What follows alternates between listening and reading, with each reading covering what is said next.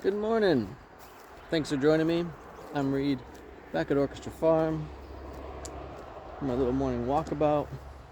Now, I know this video is going to air in the future, but today is the 3rd of July, so here in Canada we just celebrated our Canada Day, and in the States tomorrow is the 4th of July and Independence Day. And on Tuesday when I was making my previous video, towards the end of it, I got to this idea of interdependence and the notion of, caring for relationships. And so, with all those events happening in the nowness, I thought a good moment to chat about that. So, independence. It's really hard for me, especially as an animist, to think about independence in any kind of realistic way. Do you exist in a vacuum? Could you exist in the vacuum of space, independently? And I think most of us would answer, no. Look at that huge raspberry. Yum. And especially as people, we are social creatures. And again, this concept of independence is a bit befuddling. I really like these. From the standpoint of, we really do need others to exist. We would not have survived, our evolution with all the other creatures had we not chosen to collectivize ourselves. And that is interdependence. Even, because I grew up in the States, the thought of independence, it took a lot of collectiveness to do that. A lot of interdependence, The colonists at the time would not have succeeded without, relying on each other. Even, the whole Declaration of Independence, Constitution stuff, there was a lot of influence from the indigenous culture that they were inspired by. And then in the notion of independence as freedom, the recognition that some people have shared earlier in time was that the freest people they ever witnessed seemed to be the indigenous people of North America. And so I'm kind of flummoxed by this notion of independence, with a recognition of, again, all of us have relied on our social systems, our connectivity, our interdependence to succeed at life. And that's especially true when you consider that, as a baby, if you don't have a support system for you, as in parents or guardians or whatever that is, the likelihood of your survival is nil. Now, let's jump forward to today, 2025. And, I will say that I say this, and I'll say I've heard it from other people, that, we're missing connection. That we're not feeling as good at connecting, especially across distance with others. Even though there's all of these technologies to help with this, including this video right now. Like one of my reasons for making this video is so that the people who do not live right next to me can feel like they're part of my life, and ideally with their comments. I want to say hi to God's Firmament out there. I appreciated our conversation in the chat or the comments the other day.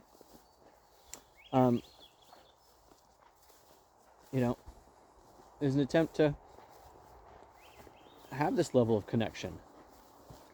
And I remember being a kid, we literally had the phones that were still connected to the wall. The cell phones that came out when I was a teenager were those giant brick things, and you had to be making some serious money to have one of those. And I would talk for hours on the phone with friends. And it was kind of a big deal, but we still do it. Jump on our bikes and ride over to our friend's house. And later on, the ability to just drive over to a friend's house and have spontaneous connection was totally a thing I did. And these days, I have to really lay into that with people. This notion of feel free to just drop by my house. Just say hi. Feel free to call or text. And recently I was chatting with a friend, and he rang me back because he didn't pick up his phone, and he's like, "Oh, saw you called, and I've been thinking of you for over a week and thinking I should give you a call." And I was like, "Yeah, do that." And so I ponder in this age where there's all these ways that we pseudo feel connected to each other via these devices and all the different apps that are out there that purport to make us more connected, this sense, as I see it, that we're actually losing connection. We're losing that interdependence. And there was there it is, the blueberry bush. Oh, it has some blueberries on it. It really needs help. Oh yeah, berries.